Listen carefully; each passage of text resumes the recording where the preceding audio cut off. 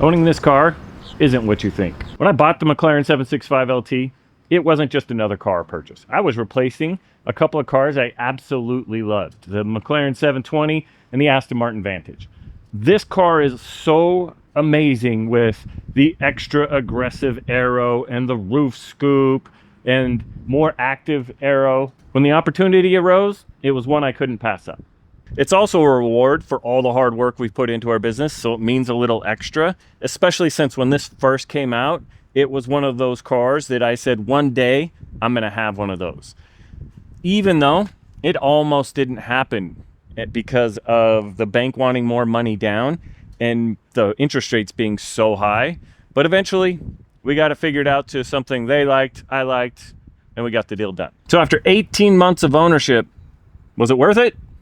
Let's find out. With McLaren being my favorite brand and the 720 platform being so good, I felt like the 765LT was the best version available. I wanted a car that would help push me forward, but also something that would help my channel grow. And the 720 videos were performing really well, and I thought that a refined, better version of the car would push it to the next level.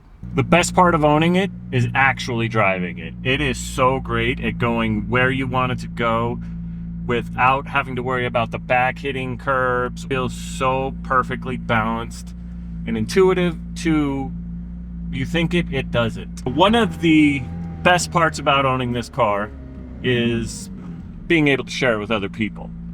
The downside to that exact thing though is sometimes on the road while driving, people's excitement means they want to take photos and videos of it. And while I am totally fine with that, sometimes the way they drive while doing it stresses me out a bit.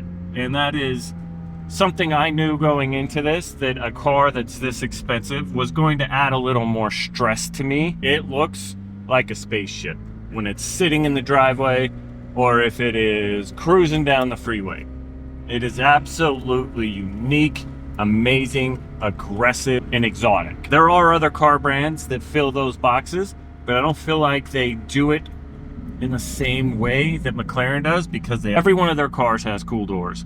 So it makes you feel like the car you have is special, and not that it's not good enough to make it to that level like what Lamborghini does with their doors. On top of that, with this car, especially with all the active aero and the wing, I never get tired of watching that wing flip up and down while I'm driving in the rearview mirror. This is the view from the mirror, and so you can't see a lot, but on each side of that tunnel, you get to see the wing constantly moving. This car has exceeded my expectations. Coming from the 720, it is sharper, shifts nicer, feels better driving, and overall it's just a better made car. But it doesn't come without its annoyances. And the biggest annoyance is the user interface. Clunky and outdated, and for how new this car is, should not be an issue. Another annoyance I have with this is the size of the gas tank. It is so tiny that I feel like I'm constantly having to fill it up. And when you do fill it up, you just can't put the nozzle in and fill it. It's something to do with the angles or something that on this car that you have to hold the nozzle at a very specific angle, or it just keeps clicking and won't let you put gas in. So whenever possible, I'm taking the McLaren. If it's just me or one other passenger, it's time to get in the McLaren and take it. If I have any other amount of people, I obviously have to get into something else and drive that. Or if I'm going to pick up anything more than a few bags of groceries or have more than just like a day bag to go with me. So while the front trunk space is pretty big compared to other supercars, it's still not enough to make it be something that I could take to pick up a bunch of stuff at Target, or more than, like I said, a few days worth of groceries. Or when we do the rallies, I have to pack a small bag, my wife gets to pack like a carry-on bag, and that's all we get. As far as reliability goes, it's been absolutely amazing. I've had 2 screws in the tires. I had them both fixed. I didn't need to replace the tires, and I've done one annual maintenance that cost me about $1,000.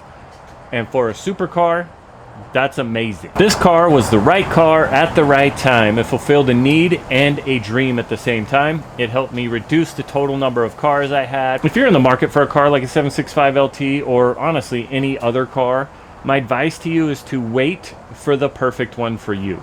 Don't rush it. Don't settle for less. Make sure you're buying the one that fulfills that want that you actually have for the car. And I say this from a person who's done it the other way before, where I settled for a lesser version because I didn't want that wait to happen. I didn't want delayed gratification. I wanted it now. And so I settled for a lesser version. And from personal experience, it tarnishes that car specifically. And for me, it even tarnished the brand of Lamborghini because I was so disappointed in the car overall that I don't really want one anymore or have aspirations for one. Make sure you're getting the one that fulfills that want you have. Perfect spec, perfect time. It's worth the wait. Would I buy it again after 18 months? Absolutely. The only real disappointment I have in this car at all is the videos that I make with it don't actually perform as good as any of my 720 videos or even some of my older BMW videos.